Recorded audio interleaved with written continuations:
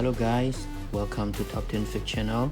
Today I got Samsung Note 10 Plus 5G and I gonna show you how to run two apps at the same time. For example, you are now using the YouTube, okay, playing the YouTube, and then you want to play or you want to run another app at the same time.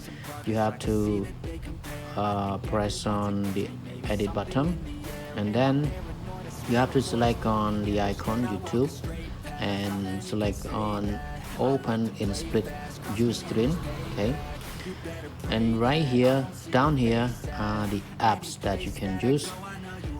For example, I'm going to use Bush, okay, so I select on Bush.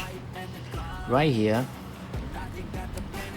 the two apps are running at the same time, while so that you can use the Bush while you are playing the YouTube, okay, or you can split the screen for the YouTube to be the smaller, okay, and then the Bush is the bigger, okay.